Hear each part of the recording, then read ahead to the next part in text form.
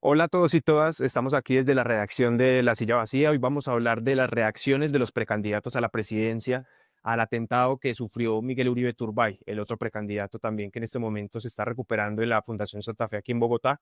Para eso estamos con Ever, con Ever Mejía. Yo soy Julio Caicedo, soy periodista de La Silla Vacía y estamos con Ever Mejía, que cubre Caribe, pero que también se metió ya de lleno en la cobertura de la campaña presidencial. ¿Qué más, Ever? ¿Cómo va todo?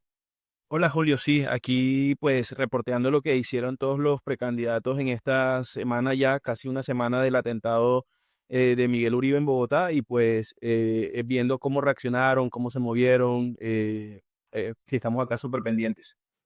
Pasa algo con los precandidatos durante esta semana y es que han sido casi que protagonistas de lo que ha pasado, como que uno ve las noticias y está la familia de Miguel Uribe, pero también siempre están las reacciones de los precandidatos, sus visitas. ¿Cómo has visto un poco como todo ese movimiento de campaña alrededor de lo que pasó el fin de semana pasado? No, pues bueno, los precandidatos son figuras políticas importantes y la gente pues siempre está con ganas de saber qué están haciendo ellos, pero también ellos en algunos casos como mostrándose ante la gente sobre sus posturas políticas, sobre sus reacciones y ganando allí visibilidad. Entonces, sí, desde muy temprano se hicieron notar, por ejemplo, el día del atentado allá a la clínica, en la primera clínica donde estuvo Miguel Uribe, ahí llegaron dos precandidatos, Vicky Dávila y Juan Daniel Oviedo. Exacto. Titulaste la nota Talante y Estrategia. ¿Qué nos puedes decir de ese titular? ¿Cómo esta semana ha mostrado un poco el talante de los precandidatos? Sí, yo creo que, bueno, el atentado obviamente cogió por sorpresa todas las campañas y, pues un poco sí nos muestran como sus estilos se ven como muy claros. Hay unos que salieron a poner su voz, a estar como encima de la noticia, a estar como en la agenda mediática de forma muy marcada. Por ejemplo, Vicky Dávila, otros prefirieron guardar prudencia, hicieron como un largo silencio, ahí están Luis Gilberto Murillo, David Luna, hubo como varias posturas, unas y digamos, hubo unos que optaron por cuestionar muy duro al gobierno Petro y hay otros que fue más como en un clima de conciliación. Entonces, sí, ahí pudimos ver mucho de eso que titulamos de el talante y algo de estrategia también, por supuesto. Perfecto, ver. Entonces vamos a revisar ya cuáles fueron las reacciones de los 10 precandidatos que vamos a analizar en este momento. Los elegimos con base a una herramienta que seguramente ustedes ya han visto en otros videos, que es el ponderador de encuestas de La Silla Vacía. Y lo que hacemos es que analizamos las mejores encuestas del país y con base en los resultados cruzados seleccionamos los 10 candidatos que mejor marcan, pero para el ejercicio de esta ocasión vamos a como a ubicarlos un poco a partir de su espectro político, ya sea que estén en la izquierda, en el centro o en la derecha. Vamos a comenzar con Vicky Ávila, que yo creo que sin duda ha sido una de las protagonistas de lo que ha pasado después del atentado.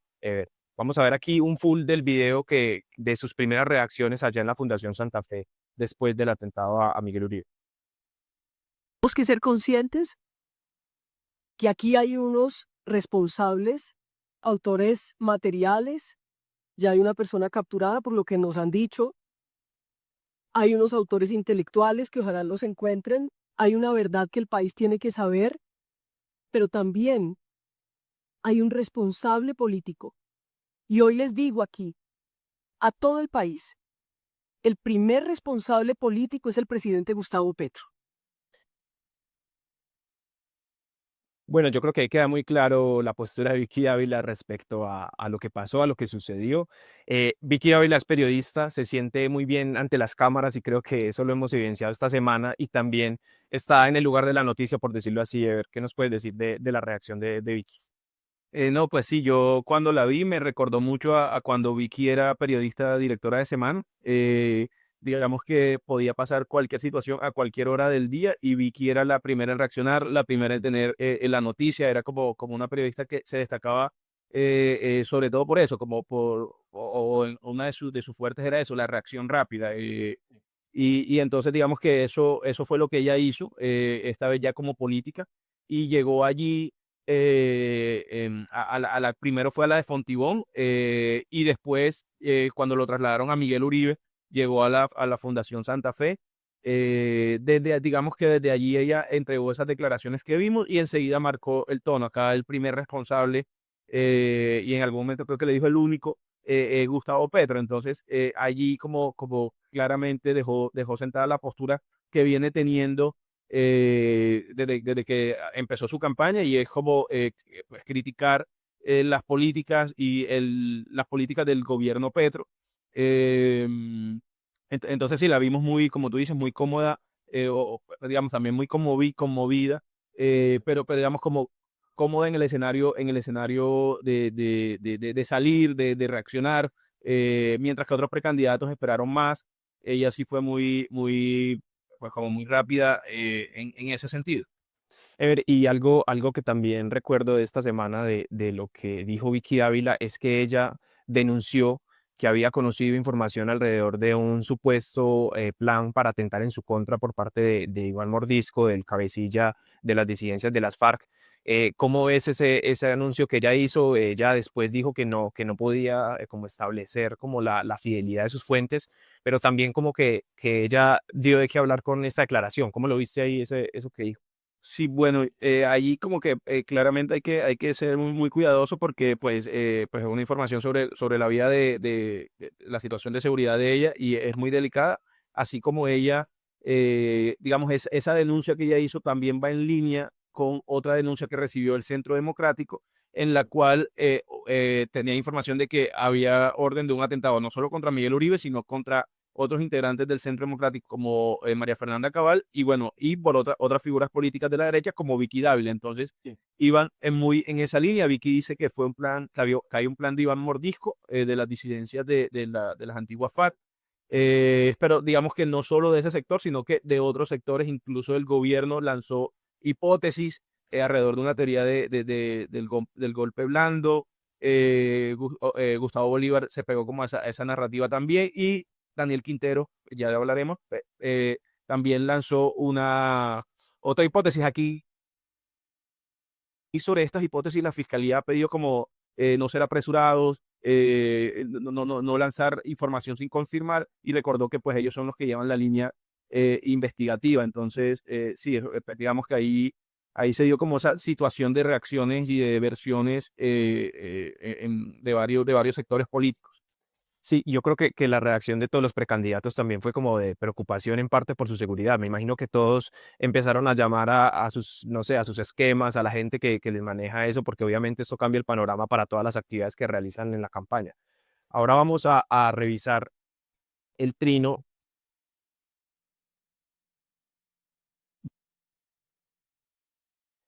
de Paloma Valencia. Paloma Valencia, como mencionabas, a diferencia de Vicky Dávila, se demoró un poco más en reaccionar, pero también apuntó a Petro como responsable. ¿Qué nos puedes decir de Paloma? Sí, yo creo que Paloma como, sí, fue como más prudente. Ella pues es del mismo partido de Miguel Uribe.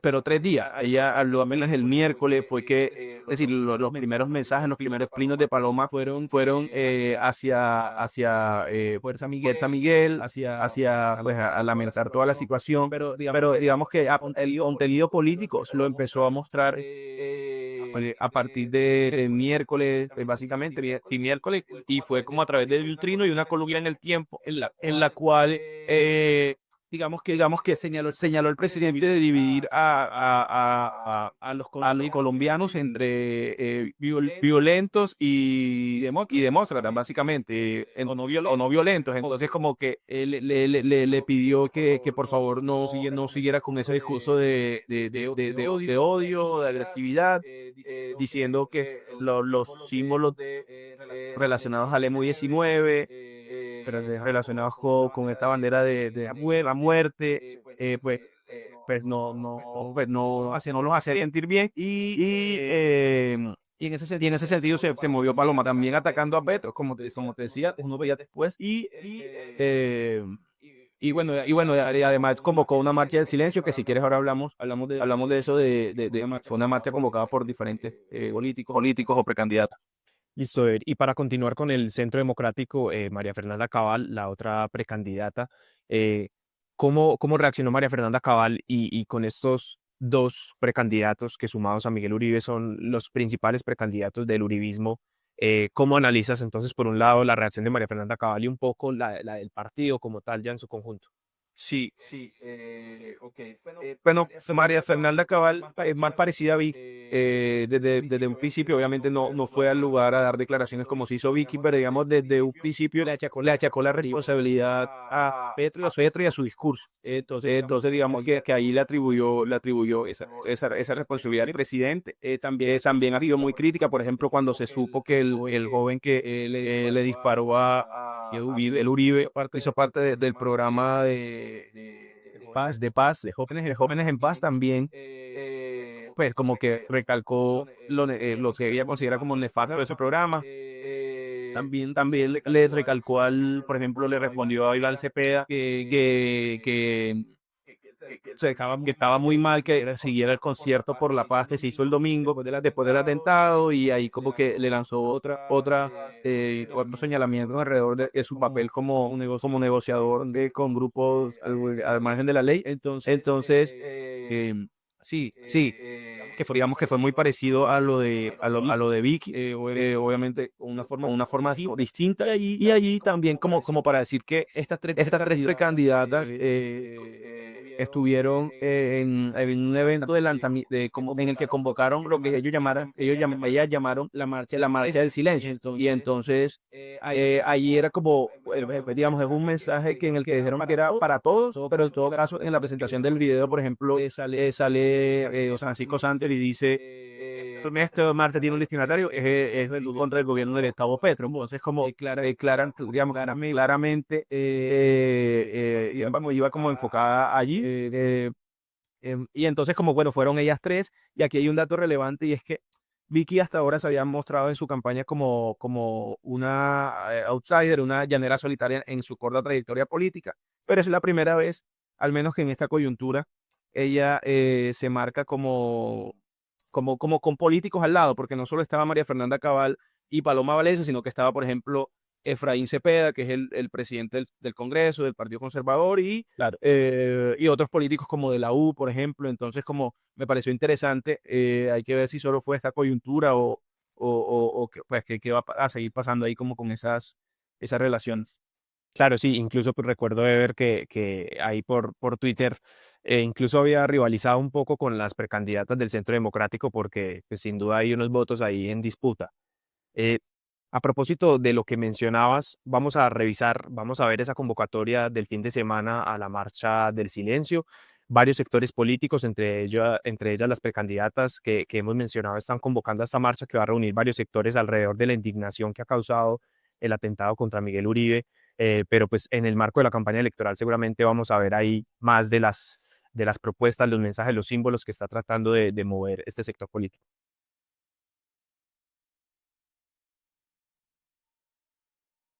Los violentos no van a escribir el destino de los colombianos. Colombianos pertenece, y por eso queremos invitarlos a todos este domingo a la gran marcha del silencio.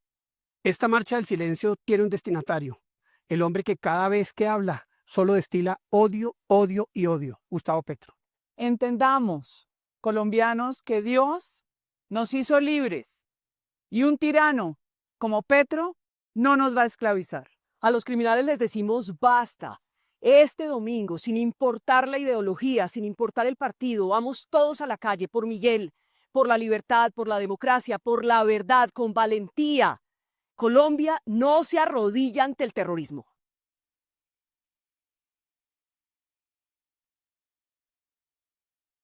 Bueno, creo que ahí vimos como el mensaje claro que están dando desde el Centro Democrático y también otros sectores que se han sumado a esta iniciativa de la Marcha contra el Silencio, pero hay otro actor muy importante dentro de este sector de derecha, que es Germán Vargas Lleras, que marca bien en las encuestas, que ha estado un poco ausente del debate político recientemente. ¿Cómo lo viste a la luz de lo que pasó el fin de semana pasado, bebé?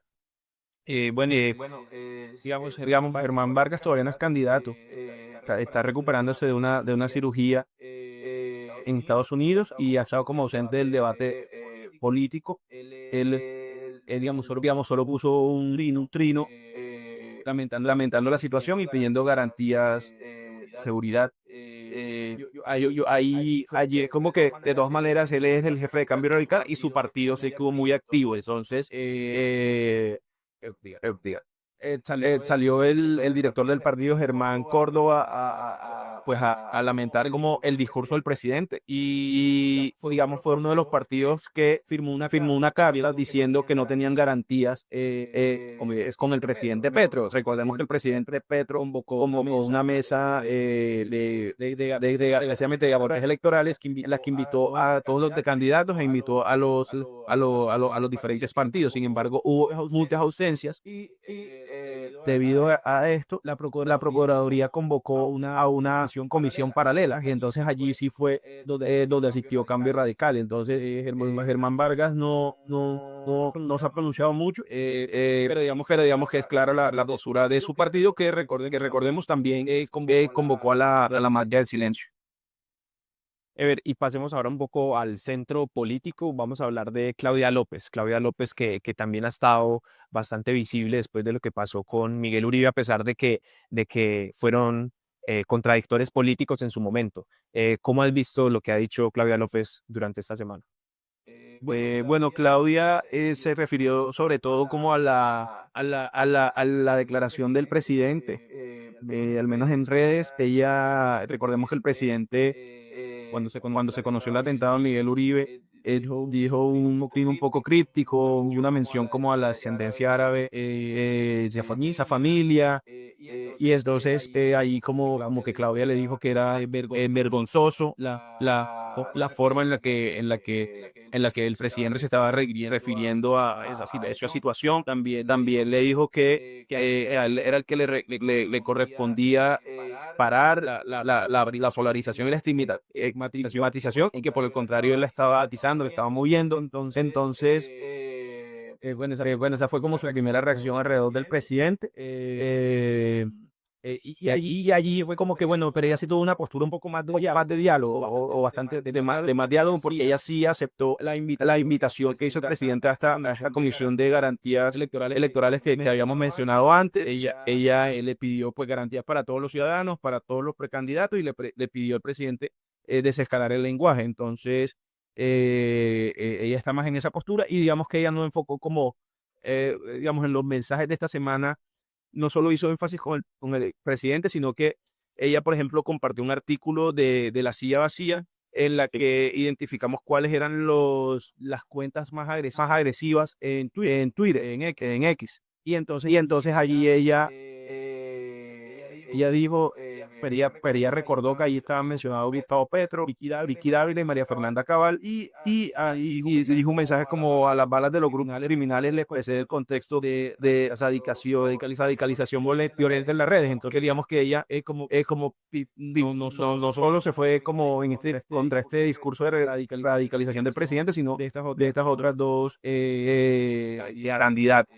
Sí, entonces sí, eso fue un poco lo de Claudia. Sí, que yo creo que ha sido uno de los mensajes también más reiterados, como ponerle el ojo al discurso, al mensaje, al tono político que se está usando en el debate público en el país.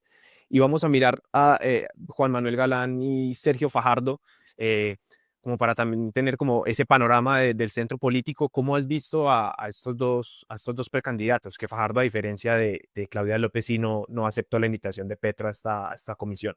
Sí, digamos que yo también vi a Fajardo en el sentido de, él dice que esto fue causa de un discurso de odio entre unos y otros. Él se excluye de eso, pero digamos que él también digamos, ese discurso de odio no lo centra solo en el presidente, sino que lo abre al espectro político. Creo que sí, tal nombres, la verdad, habría que revisar, pero digamos que también fue crítico, al igual que de las reacciones del presidente. O sea, como la forma como el presidente se refirió al atentado y otros discursos posteriores. Y ahí, como tú dices, a diferencia de Claudia, él no fue a esa invitación, y él da tres razones, y una es básicamente que el mensaje le llegó como despertarte por una asesora del Ministerio del Interior, es decir, no fue el presidente. Entonces él dijo: bueno, yo sí estoy abierto al diálogo, pero no de esta forma. Necesito que como que pidió que el presidente los invitara directamente él, no que delegara esa función porque era algo importante. También hubieron unas reglas claras que él no veía, es decir, como cuál era el objetivo, que es como mejor organización, un organigrama mejor de lo que se buscaba en esa reunión. Y tercero, que fuera transmitido transmitido por medios, televisión. Entonces esa fue un poco el mensaje de Fajardo. Su partido y de compromiso tampoco asistió, y si fuera de la Procuraduría. Pero ahí hay algo interesante, y es que Jennifer Pedraza, la representante de ese partido, de Guías Compromiso, se emitió de la reunión, y según según recogió el tiempo, ella dijo que los partidos no se podían cerrar a dialogar con el presidente. Entonces ella tampoco estuvo como muy de acuerdo al final con esa comisión paralela. Pero sí, eso es un poco lo de Fajardo. Y lo de Galán, Que Galán ahí tiene una voz importante porque pues a su papá en medio de una campaña política lo asesinaron, entonces el nuevo liberalismo representa y de hecho revivió a raíz del asesinato de su líder político, entonces tiene una voz aquí como particularmente importante, relevante. no, de acuerdo, y en sus declaraciones en medios recordó esa situación, hizo énfasis digamos que su partido revivió también toda esa situación de violencia que sucedieron allá por los 90. Sí, yo creo que él fue un poquito baja al presidente. Él le dijo en su primera declaración, me acuerdo que fue en Noticias Caracol, dijo: el primer responsable político del tono del discurso en el país es el presidente. Por eso les pido que desarme su discurso, que abandonen los mensajes de agresividad, de odio y de descalificación contra los opositores. Entonces sí, él fue muy ahí como presidente, y tampoco asistió a la reunión del presidente, sino su partido se asistió a la reunión de la Procuraduría, esta organización paralela. Entiendo. Yo creo ver que hasta ahora hemos visto, ha sido muy claro como que se responsabiliza al gobierno por el discurso que ha utilizado en contra de la oposición. Pero a partir de este momento, pues vamos a hablar un poco de esos aliados del gobierno, de algunos exfuncionarios y también cercanos, cómo se han movido en medio de esta semana que supongo que los pone en una situación incómoda porque representan el gobierno que reconoció incluso haber fallado al no proteger como era necesario en su momento a Miguel Uribe Turbay. Comenzando pues por Gustavo Bolívar, que es el candidato puntero, exdirector del DPS de Prosperidad Social. ¿Cómo lo viste? Sí, total, Julio, como ahí dices, digamos que son los que tienen pues, digamos, los que defienden al gobierno normalmente. Entonces como que, pues por supuesto, era una situación súper difícil, porque el gobierno, pues el que a los otros le están achacando la responsabilidad política, también lo que tú decías de las fallas que hubo de la unidad de protección. Entonces pues claramente era una situación incómoda para ellos. Y bueno, ahí Gustavo Bolívar, entonces, por supuesto, se rechazó el atentado. Él, en sus primeras declaraciones, recuerdo que señaló y pidió, o sea, como que cuestionó a los opositores políticos que estaban haciendo campaña, o que él percibió que estaban haciendo campaña con esa noticia del atentado. Y por el otro lado también cuestionó, y aquí había como mucha gente de pronto más vieja a la izquierda, diciendo que había sido un autoatentado, ¿no? Entonces ahí él también rechazó ese tipo de especulación. Ha sido también un poco como el presidente Petro no ha dicho abiertamente que es un autoatentado, pero sí ha expresado que es una forma como de desestabilizar su gobierno y que incluso son enemigos del gobierno los que podrían estar detrás del atentado.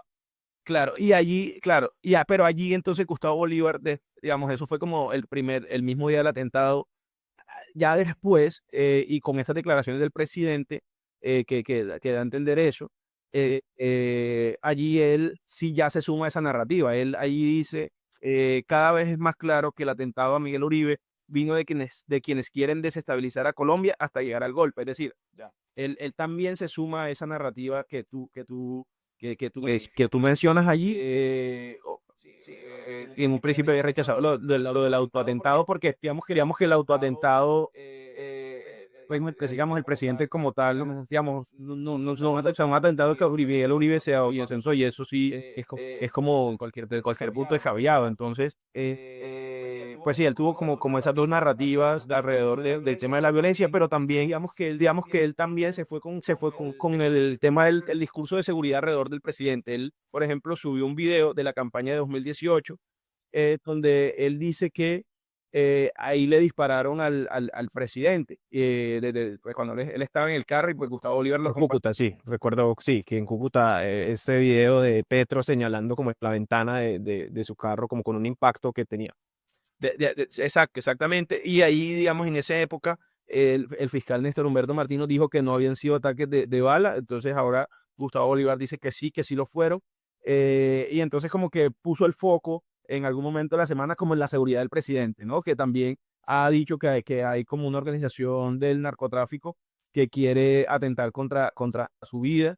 Y también puso, por ejemplo, el foco en la prensa. Entonces él dijo que en ese entonces, allá por 2018, la prensa no estaba como tan indignada o no buscaron como claridades sobre lo que realmente pasó. Y también recordó que como una especie de, como de intento de decir como, mm, ojo con que son todos los sectores los que han polarizado y ahí él recordó que un candidato, Santiago Uribe tal vez, Santiago Botero, fue aplaudido en el evento de Asobancarias y cuando había dicho que le iba a dar balín a los que protestaran, ¿no? Sí, Entonces, de hecho Santiago Botero inscribió su candidatura esta semana. exacto, exactamente. Bueno, y entonces allí como que él recordó ese hecho y también como en un mensaje de bajarle a la confrontación, Entiendo, bebé. El caso de Daniel Quintero es particular. En la silla vacía ya hemos contado que él está tratando como de asumir un rol como de antisistema, incluso más radical que la misma izquierda, más tradicional, por decirlo así. ¿Cómo viste la reacción de Quintero? Pero primero veamos un poco, porque él también fue de los precandidatos que salió a hablar de posibles planes de atentados en su contra. Quiero informar a los colombianos sobre una información muy grave que me ha llegado de una fuente reservada según la cual el ataque que se realizó contra Miguel Uribe fue diseñado entre el Clan del Golfo y un grupo de extrema derecha vinculado a un país extranjero. El objetivo de este ataque sería desestabilizar al gobierno, quitar a Miguel Uribe del camino y ayudar a la campaña de Vicky Dávila. Después de esto, vienen más ataques planeados, ataques bomba y además atentados contra otros candidatos, entre ellos Cabal, Pizarro y yo. Bueno, vale la pena ahí reiterar lo que decía Sever ahora de que esta información hay que tomarla con pinzas. ¿Cómo ves la reacción que tuvo Quintero al atentado? Sí, bueno, yo lo que veo, pues obviamente recordando lo que digo la fiscalía de todas estas, pues de todas estas hipótesis que se han puesto sobre la mesa y obviamente respetándolas hasta el punto de que después de que en este situación de violencia, pues tampoco se pueden desconocer, pero digamos que sí, como que la fiscalía ha pedido como un llamado de pues, de como sin influencia en ese sentido. Él atacó, digamos que esta semana fue muy crítico de Vicky Dávila. O sea, para él fue claro que Vicky Dávila estaba en campaña, usando el atentado para hacer campaña, y dice que fue un uso carroñero, por ejemplo. Entonces, digamos, él criticó mucho a Vicky, pero además como que amplió el foco del tema de seguridad, ¿no? Y entonces empezó a hablar como de situaciones de seguridad que ha vivido. Él dice que a su familia le topó policía de Medellín y responsabilizó al uribismo y a Diego Gutiérrez, el alcalde de Medellín, y su rival político de cualquier cosa que pudiera pasarle. Entonces digamos que él fue como en esa línea de un Contraataque un poco. como contraataque. De hecho, cuando él anuncia lo del atentado o el plan que hay para asesinar a varios candidatos, él lo hace como repueno de Vic. Es decir, es evidente como Él quiso poner algo ahí, una estructura como parecida incluso a la que usó Vicky. a la que usó Vicky. Él digamos, sí, él enfocó su ataque a Vicky en esta semana. Y bueno, también asistió a la Comisión de Garantías Electorales que convocó el presidente Petro. Y también tenemos a, ya lo vimos, tenemos a María José Pizarro, pues de hecho es como particular ver cómo personas que de una u otra manera han sufrido la violencia política en el país ahora tienen que intervenir en estas circunstancias. Recordemos que el papá de María José Pizarro, Carlos Pizarro, también fue asesinado en medio de una campaña electoral. Eso también le da como una importancia particular a su voz, que fue más conciliadora, contadas en la nota de ver que la de los demás precandidatos o al menos algunos de los otros precandidatos. Sí, ella rápidamente el día del atentado pidió bajarle el tono al lenguaje. De hecho, llamó a las bases del pacto histórico, llamó a influenciadores, a medios de comunicación, que abandonar y se rechazaran los mensajes de venganza, de odio pues de todas estas declaraciones de violencia, ¿no? Entonces ella hizo a hacer ese llamado y en un principio enseguida pidió que se hiciera una reunión urgente entre los diferentes partidos, entre las diferentes fuerzas para la violencia. Sin embargo, no tuvo éxito, no tuve cabida esa posibilidad. Como ya dijimos, hubo una conexión paralela a la que planteó el gobierno, porque los partidos y los sectores políticos de derecha, inclusive de centro, no sentían garantías con el presidente y con el lenguaje que ha venido sosteniendo. Y bueno, ella también ella también cuestionó a Vicky Dávila por lanzar hipótesis que no podía confirmar. Pero ahí, bueno, ahí también le toca el asterisco de decir que al menos no en sus redes sociales y en las declaraciones que vi de ella en medios, no cuestionó pues las hipótesis similares que habían planteado otros actores de la izquierda como Daniel Quintero o el propio gobierno. Entonces, ahí hay un asterisco sobre eso. Sí.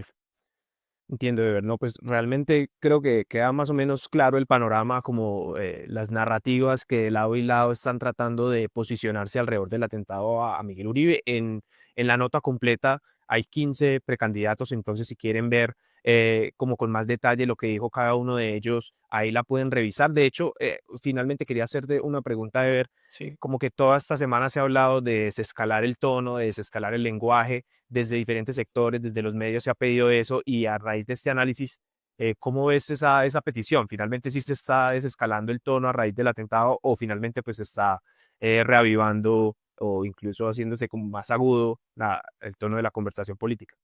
Bueno, yo creo que cada candidato y cada figura política ha hecho como actuado de forma distinta. Entonces sí he visto como algunos mensajes en ese sentido. Por ejemplo, Gilberto Murillo, el ex canciller, hizo un llamado a la prudencia, dijo que a veces el liderazgo era el silencio. David Luna, por ejemplo, bueno, ya, y pues algunas de las intervenciones que vimos antes iban en ese tono. Sin embargo, también hubo, por ejemplo, un ejercicio en RCN televisión, RCN Noticias, donde fueron 9 precandidatos y dieron como un mensaje de fuerza a Miguel y como pues también como esto de bajarle el tono al lenguaje. Pero digamos que no necesariamente vemos, por ejemplo, un diálogo roto entre los sectores políticos. Esto de la comisión paralela muestra como unas diferencias grandes. Y no olvidemos que esta semana el presidente firmó el decreto que convoca la consulta popular. Entonces, y mantuvo la movilización en Cali. Entonces, digamos que eso ha mantenido como los ánimos arriba. Es decir, hubo candidatos que desde el día uno no desescalaron el lenguaje, sino que, pues, digamos, hubo un tono de confrontación, pero el presidente tampoco ha dado como señales en ese sentido, pese a que se comprometió a hacerlo. Pues, digamos, como las tensiones que se viven en el país siguen como muy vigentes, las tensiones políticas que llevaron a que el lenguaje subiera de tono siguen ahí latentes y sigue la crispación, pues con todo este debate que ha habido alrededor de la constitucionalidad o la legalidad de ese decreto. Entonces, pues sí, entonces yo no he visto eso y sí, pues sí, no he visto, no creo que baje mucho el lenguaje de aquí en adelante. De pronto esta semana vimos algunas señales de eso, pero pues, ni siquiera esta semana, entonces no creo que de aquí a futuro, no sé, lo veo difícil. Bueno, pues estaremos pendientes este fin de semana de lo que pase con la Marcha del Silencio, de los sectores que se pronuncien y se unan. Recuerden que en la silla vacía pueden revisar la nota completa sobre qué han dicho, cómo han reaccionado los precandidatos a la presidencia después del atentado a Miguel Uribe. Y bueno, pues suscríbanse, activen la campanita si quieren seguir viendo este tipo de videos. Gracias, Ever, por la charla y pues nos seguimos viendo aquí en la silla vacía. No, gracias, Julio, estamos ahí súper pendientes.